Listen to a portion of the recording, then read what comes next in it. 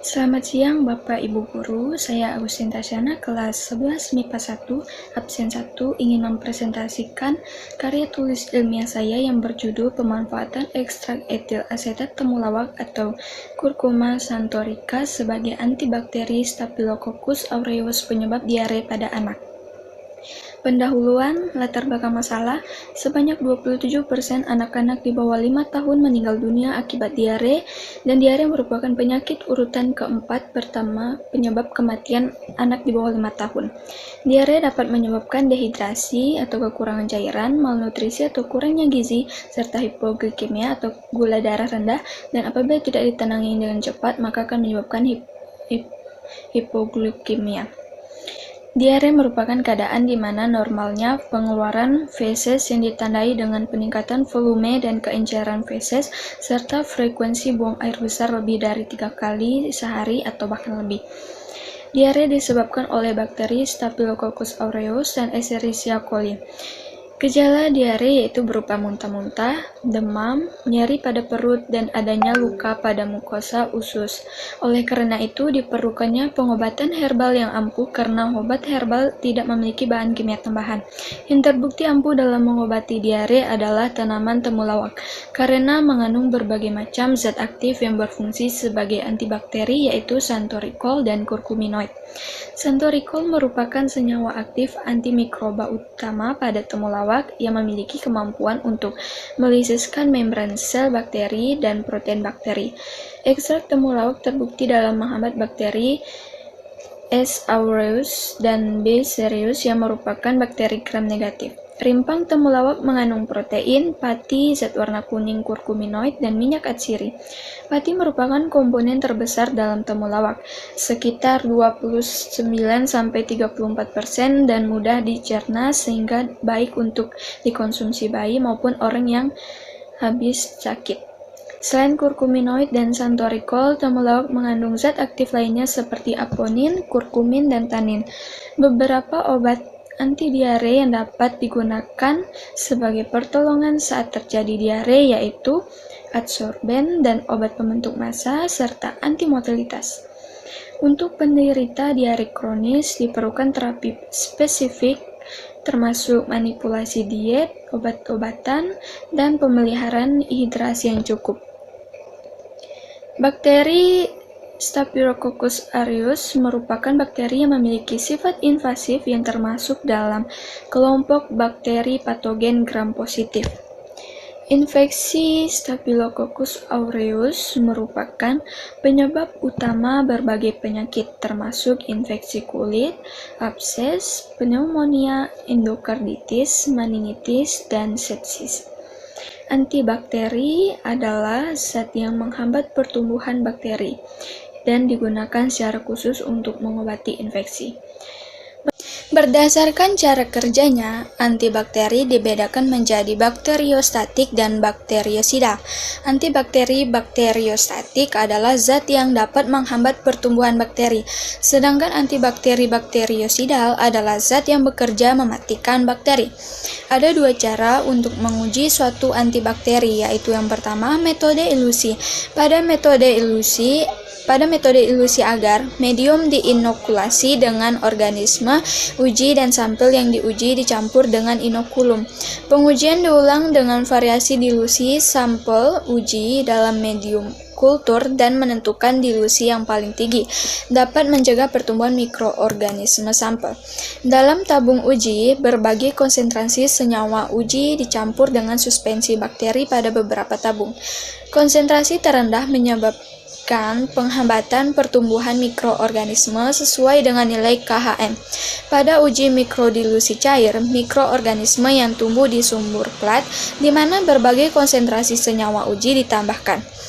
Pertumbuhan mikroorganisme ditunjukkan oleh adanya kekeruhan dalam sumur. Yang kedua yaitu metode divisi. Beberapa metode divisi yang sering digunakan untuk uji aktivitas antibakteri adalah tes Kirby-Bauer, yaitu dilakukan dengan cara mengambil beberapa koloni bakteri uji yang telah ditumbuhkan selama 24 jam sebelumnya dan disuspensikan ke dalam 0,5 ml media cair, kemudian diinkubasi selama 5-8 jam. Suspensi bakteri uji tersebut ditambahkan aquade steril hingga mencapai kekeruhan tertentu yang memenuhi standar NC Verlaine, di mana standar konsentrasi bakteri CFU per mililiter. Selanjutnya, dengan menggunakan lidi steril suspensi, bakteri dioleskan secara merata pada media agar. Kemudian kertas samir atau paper disk yang berisi agen antibakteri diletakkan di atas media agar tersebut dan inkubasi pada 30 oC selama 24 jam. Pengamatan dilakukan dengan mengamati ada tidaknya zona hambatan di sekeliling kertas samir, di mana adanya zona hambat menunjukkan adanya aktivitas antibakteri terhadap bakteri uji. Kemudian ekstraksi. Ekstraksi adalah proses pemisahan bahan dari campurannya dengan menggunakan pelarut yang sesuai. Ada beberapa target ekstraksi sebelum memilih suatu metode ekstraksi, yaitu yang pertama, senyawa bioaktif yang tidak diketahui. Yang kedua, senyawa yang diketahui ada pada suatu organisme. Yang ketiga, sekelompok senyawa dalam suatu organisme yang berhubungan secara struktural. Proses ekstraksi khususnya untuk bahan yang berasal dari tumbuhan, yaitu yang pertama, pengelompokan bagian tumbuhan, daun, bunga, dan lain-lain, pengeringan dan penggilingan bagian tumbuhan. Yang kedua, pemilihan pelarut. Yang ketiga, pelarut polar. Maksudnya pelarutnya ada beberapa, yaitu pelarut polar yang terdiri dari air, etanol, metanol, dan sebagainya. Kemudian pelarut semipolar yaitu etil asetat, diklorometan, dan sebagainya. Kemudian pelarut nonpolar seperti N-heksan, petroleum ether, kloroform, dan sebagainya. Ekstraksi dengan pelarut dapat dilakukan dengan dua cara, yaitu cara panas, yang termasuk cara panas yaitu metode marinasi, metode sokletasi atau okletation, dan metode perkolasi. Yang kedua, cara dingin, yaitu seperti metode reflux, dekok, metode ekstraksi infus, dan metode distilasi uap. Kemudian masuk ke metode penulisan. Metode penulisan yang saya gunakan adalah studi literatur pada karya tulis ilmiah saya ini. Studi literatur merupakan metode pengumpulan data yang diarahkan kepada pencarian data dan informasi melalui dokumen-dokumen, baik dokumen tertulis, foto-foto, gambar-gambar, maupun dokumen elektronik yang dapat mendukung dalam proses penulisan. Kenapa saya menggunakan metode ini dalam penulisan karya ilmiah saya? Yaitu untuk mengungkapkan berbagai teori-teori yang berkaitan dengan permasalahan yang sedang dihadapi atau yang sedang diteliti sebagai bahan rujukan dalam pembahasan hasil penelitian. Pembahasan. Berdasarkan penelitian Lee et al., kombinasi antara ekstrak temulawak dan kurkumin pada konsentrasi 10 mg per mililiter terbukti memiliki efek antimikroba terhadap Streptococcus mutans pada keadaan tanpa radiasi cahaya. Metode pembuatan ekstrak etil asetat kurkuma xanthorica. Pembuatan ekstrak etil asetat dimulai dengan preparasi sampel. Rimpang temulawak dicuci untuk menghilangkan pengotor, kemudian diiris tipis dan dikeringkan di udara terbuka yang teduh selama 1 minggu. Setelah mengering, rimpang dihaluskan hingga berbentuk serbuk. Serbuk selanjutnya ditransfer ke dalam wadah kedap udara dengan diberi label yang tepat. Tahap selanjutnya adalah prosedur ekstraksi. Ekstraksi adalah proses pemindahan komponen dalam suatu larutan berdasarkan perbedaan kelarutannya. Serbuk rimbang temulawak sebanyak 50 gram dibungkus dengan kertas saring. Kertas saring yang berisi sampel tersebut diikat kuat, lalu dimasukkan ke dalam alat ekstraksi sohlet. Alat kondensor dipasang di atasnya. Pelarut etanol sebanyak 200 ml dituangkan ke dalam labu penampung. Ekstrak yang didapatkan berupa cairan serupa getah berwarna kuning gelap dilanjutkan dengan fraksinasi cair-cair. Hasil ekstraksi akan terpisah dengan N-heksana, CH3Cl, dan etil asetat.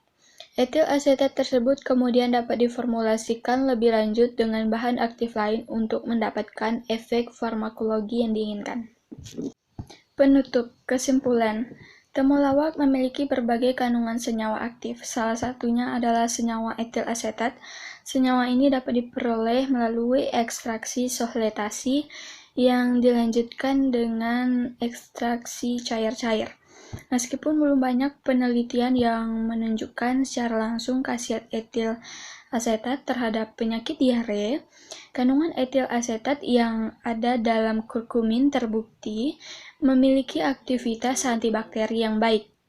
Dalam uji toksisitas, etil asetat menunjukkan kandungan senyawa metabolit sekunder yang berpotensi menyembuhkan penyakit diare.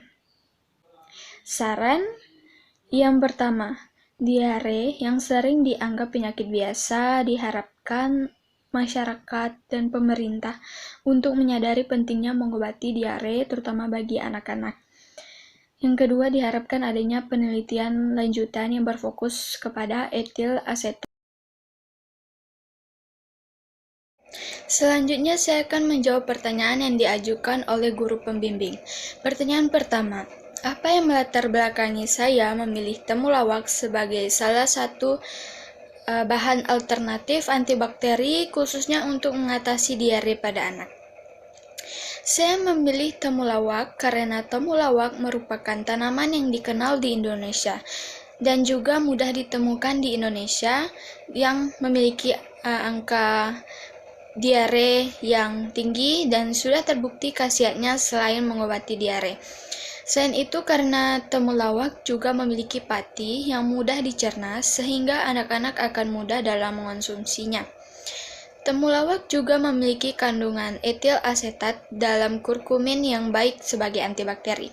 Pertanyaan kedua, apakah ekstrak etil asetat temulawak sudah efektif dalam mengatasi diare pada anak atau hanya untuk proses pencegahan?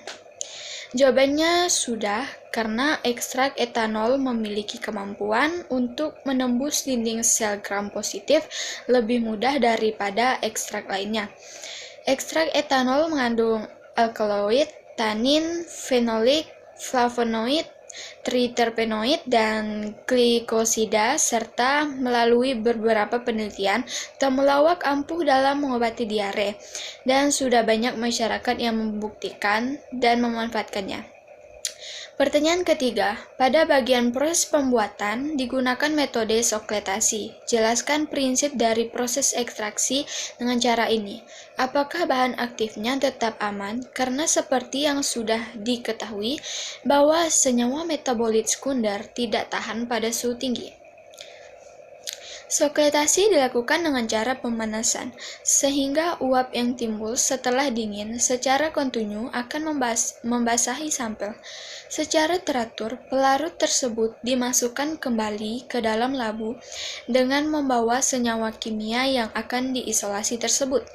Pelarut yang telah membawa senyawa kimia pada labu distilasi yang diuapkan dengan rotary evaporator, sehingga pelarut tersebut dapat diangkat lagi bila suatu campuran organik berbentuk air atau padat ditemui pada suatu zat padat, maka dapat diekstrak dengan menggunakan pelarut yang diinginkan.